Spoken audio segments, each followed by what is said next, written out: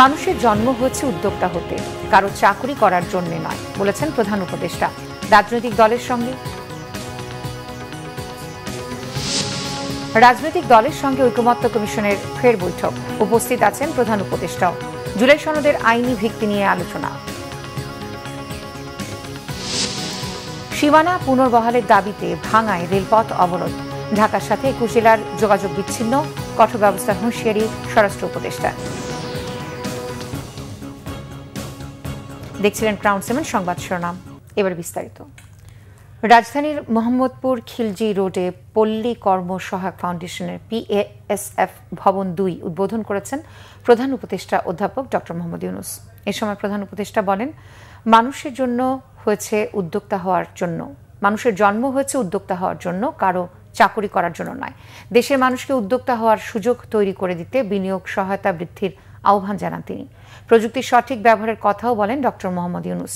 এতে বহির্বিশ্বে দেশের অবস্থা আরও জোরালো হবে বলে আশা ব্যক্ত করেন প্রধান উপদেষ্টা। জাতীয় ঐকমত্য কমিশনের বৈঠকে যোগ দিয়েছেন অন্তর্বর্তী সরকারের প্রধান উপদেষ্টা অধ্যাপক ডক্টর মোহাম্মদ ইউনূস।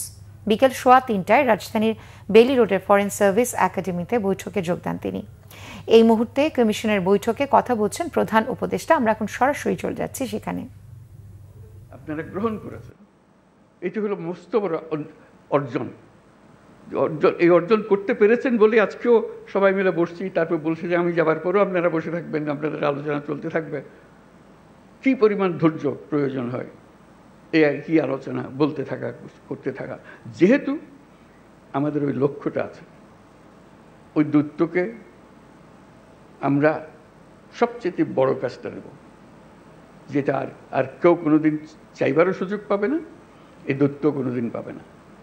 একবারই পাচ্ছি আমরা এই দূতকে আমাদের মনের সমস্ত আশা তার ঘাটে দিয়ে দেবো যে এটি আমাদের পূরণ করে দাও। সেই জিনিসের দিকে আমরা যেতে চাই। আজকে এই পর্বের সমাপ্তি হলো, তারপরে এখান থেকে আমাদেরকে নির্বাচন পর্যন্ত কিভাবে নিয়ে যাবেন, যাতে এই উৎসবের মধ্যেই নির্বাচনটা হয়ে যাবে। ভেতরে কোনো রকমের দুশ্চিন্তা রেখে যেন আমাদেরকে নির্বাচনে ঢুকতে না হয়। আমরা উৎসব এখান থেকে সৃষ্টি হবে, এই উৎসব নিয়েই নির্বাচন হবে এবং নির্বাচন ফেব্রুয়ারির প্রথমার্ধেই হবে। এটা পরিষ্কার করে ভালো। আর বাকিগুলো হলো ডিটেলস। এইটি হলো পথ। আমরা হাইওয়ে বানিয়ে ফেলেছি, এই পথেই আমরা যাব। পথ ঠিক আছে, তারপরে এখন এখান থেকে কোথায় সাইনবোর্ড কী দিতে হবে সেগুলো পরের কথা। আমাদের যাত্রাপথ, আমাদের গন্তব্য পরিষ্কার, এটা পরিষ্কার করে। এটা আমার আবেদন। ডিটেলসের ব্যাপারে আপনারা জানেন কি আছে, কি করতে হবে। স্বনির্বন্ধ আবেদন, এটা শুধু আমার একার আবেদন না, সারা দেশবাসীর আবেদন। সবাই চায়, সবাই এটার থেকে মুক্ত হতে চায়। যেই সব জিনিস হয়ে গেছে তার থেকে মুক্ত হতে চায়। সমস্ত পথঘাট বন্ধ করতে চায়, যাতে কোনো জায়গা দিয়ে কেউ কোনো দিক ঢুকতে না পারে, প্রবেশ করার কোনো সুযোগ না পায়। এই আমাদের যে একটা, আমরা এই এখান থেকে ফেব্রুয়ারি পর্যন্ত যদি এই কাজটা করে ফেলতে পারি, তাহলে আমাদের দেশ যেরকম নিশ্চিন্ত হবে এবং পৃথিবীর অন্যান্য দেশও আমাদেরকে লক্ষ্য করবে, শিখতে আসবে যে আমরা কীভাবে এটা করলাম, কী জিনিস আমরা এর মধ্যে দিয়েছি। আমরা এখনও হয়তো আমরা সবাই বুঝতেছি না এই ঐকমত্য কমিশন আমাদেরকে কি দিয়েছে, কি পেয়েছি। 1 বছর পরে যখন এদিকে ফিরিয়ে দেখবেন তখন বুঝতে পারবেন কি মহাকাণ্ড আপনারা করেছেন। 2 বছর 10 বছর পরে যখন অন্যরা দেখবে, তারা অবাক বিস্ময়ে তাকাবে কি কাণ্ডটা আপনারা করেছেন। কাছে এটা যেন নিখুঁত হয়, নির্দোষ হয়, যে এমনভাবে আমরা করব যে এটার থেকে একটা নতুন জাতির জন্মগ্রহণ করলো। আপনারা জন্মগ্রহণের এই সূতিকাগারটা তৈরি করে দিলেন, এখন সে তরতর করে এগিয়ে যেতে থাকবে। সেই আবেদন আপনাদের কাছে। এই পর্যন্ত যেটুকু করেছেন, এটা ইতিহাসের একটা স্মরণীয় অধ্যায় রচনা করেছেন, সেই অধ্যায় থাকলো।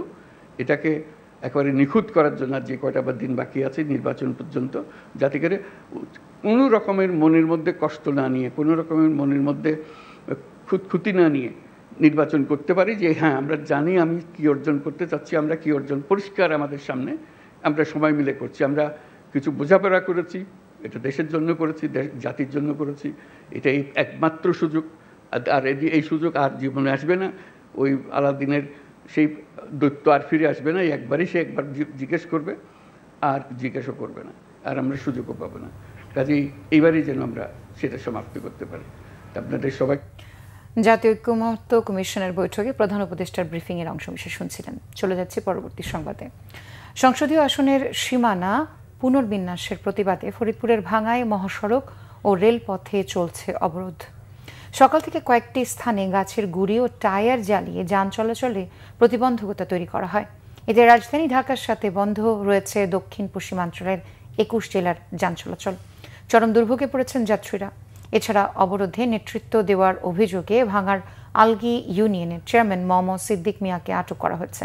সম্প্রতি নির্বাচন কমিশন ঘোষিত সংসদীয় আসনের সীমানা পুনর্বিন্যাস সংক্রান্ত গেজেট বাতিলের দাবিতে পঞ্চম দিনের মতো এই অবরোধের ডাক দেওয়া হয়। এদিকে বাগেরহাটের ৪টি আসন পুনর্বহালের দাবিতে ডিসি অফিস ঘেরাও কর্মসূচি পালন করছে সর্বদলীয় নেতাকর্মীরা। সকাল থেকে জেলা প্রশাসকের কার্যালয় ও জেলা নির্বাচন অফিসের সামনে অবস্থান নিয়ে বিক্ষোভ করেন তারা। বক্তারা বলেন, দাবি না মানলে আইনি লড়াইয়ের পাশাপাশি জেলাটিতে কোনো নির্বাচন হতে দেওয়া হবে না। আগামীকাল থেকে ৩ দিনের হরতালের কর্মসূচি রয়েছে বলেও জানান তারা। স্বরাষ্ট্র উপদেষ্টা জাহাঙ্গীর আলম চৌধুরী বলেছেন, ফরিদপুর ৪ আসন থেকে ভাঙ্গা উপজেলার আলগি ও হামিদ্দি ইউনিয়ন বাদ পড়ার প্রতিবাদে চলা আন্দোলনে কয়েকটি জেলার মানুষ দুর্ভোগে পড়েছেন। এটি কোনোভাবে বরদাস্ত করা হবে না। বিকেলের মধ্যে আন্দোলনকারীরা অবরোধ না তুলে নিলে আইনগত ব্যবস্থা নেওয়া হবে। সচিবালয়ে আইন শৃঙ্খলা সংক্রান্ত কোর কমিটির বৈঠক শেষে কথা বলেন তিনি। স্বরাষ্ট্র উপদেষ্টা বলেন, এই দুটি ইউনিয়নে কতজন লোক, কতজন ভোটার, কিন্তু লাখ লাখ লোককে জিম্মি করে রাখা হয়েছে। এটা কোনো অবস্থায় বরদাস্ত করা হবে না। আইন প্রয়োগ করে ব্যবস্থা নেওয়া হবে বলেও হুঁশিয়ারি দেন স্বরাষ্ট্র উপদেষ্টা। বিএনপি সিনিয়র যুগ্ম মহাসচিব রুহুল কবির রিজভী বলেছেন, রাষ্ট্র ও বিশ্ববিদ্যালয় মিলে আওয়ামী লীগের পর জাতীয়তাবাদী শক্তিকে পরাজিত করতে নীল নকশা করেছে। বিএনপি চেয়ারপারসন দেশনেত্রী বেগম খালেদা জিয়ার শারীরিক সুস্থতা, তারেক রহমানের 18তম কারামুক্তি দিবস ও ডিইএফ এর কেন্দ্রীয় কমিটির অভিষেক অনুষ্ঠানে তিনি কথা বলেন। রিজভী বলেন, আওয়ামী লীগ যখন ক্ষমতায় ছিল তারা দেশকে আরেকটি দেশের আগ্রাসনের ক্ষেত্র বানিয়েছে। ৫ আগস্টের পর নানা ধরনের শক্তির উত্থান হয়েছে, যাদের অনেকেই গণতন্ত্রের জন্য লড়াই করেছে। বিএনপির এই নেতা বলেন, তারা গণতান্ত্রিক সংগ্রামে ছিলেন, কিন্তু তাদেরকে দেখলে মনে হবে আরেকটি দেশের কাউন্টার করতে চায়। এই ছিল এখনকার মতো। পরে সংবাদ সন্ধ্যা ৬টায়, এর আগে ৫টায় নিউজ টপ 10 দেখার আমন্ত্রণ রইল। ধন্যবাদ এতক্ষণ সাথে থাকার জন্য।